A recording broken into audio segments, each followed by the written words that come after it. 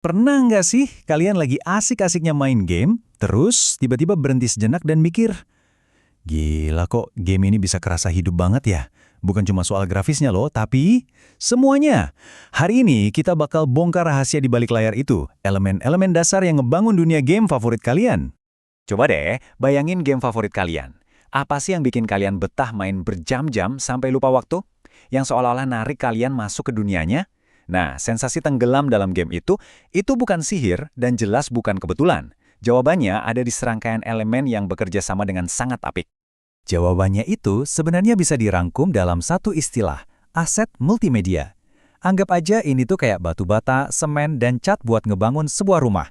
Aset multimedia ini adalah segalanya, mulai dari gambar yang kita lihat sampai suara yang kita dengar. Tanpa ini semua, game itu cuma sekedar kode di layar yang kosong dan sunyi. Oke, kita mulai dari yang paling jelas kelihatan sama mata kita dulu ya, yaitu elemen visual. Ini nih, kotak peralatan pertama dan paling dasar buat para developer. Semua yang kita lihat di layar, mulai dari karakter yang kita mainin sampai pemandangan dunianya, semuanya berawal dari sini. Gampangnya gini, dunia visual game itu secara umum kebagi dua. Ada aset 2D yang grafisnya datar atau pipi. Pikirin aja game-game platformer klasik yang ikonik itu. Terus, ada juga aset 3D. Nah, ini yang ngasih efek kedalaman dan volume yang ngebangun dunia 3 dimensi luas buat kita jelajahi di game-game petualangan atau aksi modern. Yuk kita bongkar isi kotak peralatan 2D. Isinya ada apa aja sih?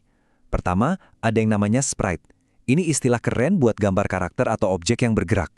Lalu, ada latar belakang atau background yang jadi panggung buat si sprite beraksi. Dan terakhir, yang nggak kalah penting, antar muka pengguna atau UI. Ini tuh semua menu, bernyawa, skor, pokoknya semua yang jadi jembatan antara kita sebagai pemain sama gamenya. Nah, kalau di dunia 3D, peralatannya jauh lebih kompleks. Model karakter itu bukan lagi gambar pipih, tapi udah kayak patung digital yang bisa kita gerakin. Lingkungannya jadi dunia utuh yang bisa kita jelajahi dengan bebas. Terus, di dalam dunia itu ada banyak banget objek interaktif. Misalnya mobil yang bisa kita naikin, atau senjata yang bisa kita pakai. Punya visual yang keren banget itu emang penting.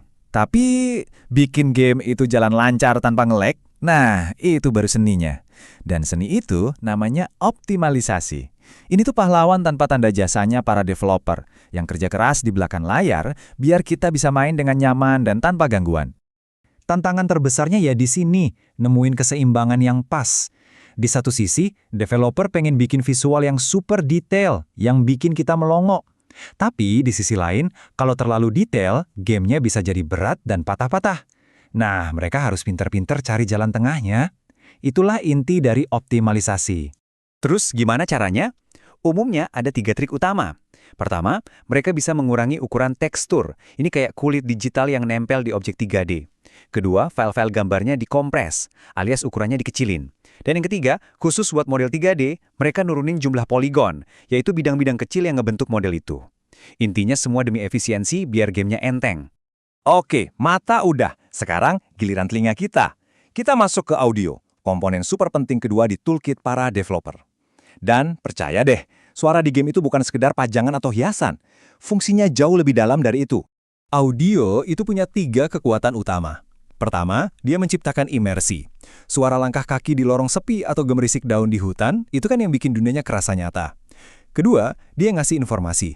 Pikirin suara ting pas kita dapat koin, atau bunyi alarm pas darah kita sekarat. Itu kan petunjuk penting. Dan yang ketiga, dia ngebangun emosi. Musik yang tegang pas lawan bos, itu contoh paling gampang. Nah, audio ini biasanya dibagi jadi 2 jenis. Ada efek suara atau SFX. Ini adalah suara-suara pendek yang langsung merespons aksi kita, kayak suara tembakan, ledakan, atau lompatan. Terus yang kedua, ada musik latar atau BGM.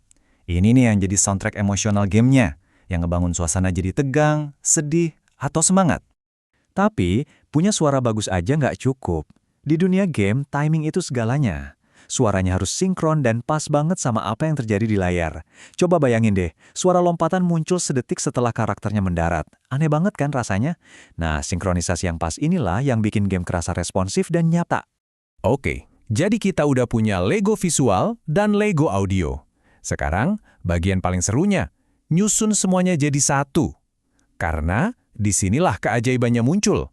Yaitu pas semua elemen itu nggak lagi jalan sendiri-sendiri, tapi jadi satu kesatuan yang harmonis dan saling melengkapi. Jadi, kita rekap cepat ya toolkit pembuat game ini.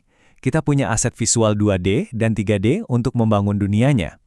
Lalu kita punya efek suara atau SFX dan musik latar atau BGM untuk memberinya nyawa.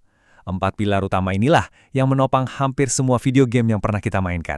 Pada akhirnya, bikin game itu kayak merajut sebuah mahakarya. Para developer mengambil benang-benang visual dan benang-benang audio, lalu mereka tenun jadi satu permadani digital yang utuh. Sebuah pengalaman di mana setiap gambar dan suara saling mendukung, bikin kita benar-benar tenggelam di dalamnya. Nah, sebagai penutup, coba deh pikirin lagi game favorit kalian. Selain grafisnya yang mungkin keren banget, aset tak kasat mata apa sih? Entah itu musiknya yang ikonik, efek suaranya yang memuaskan, atau detail audio kecil lainnya yang bener-bener bikin game itu nggak bisa kalian lupain sampai sekarang.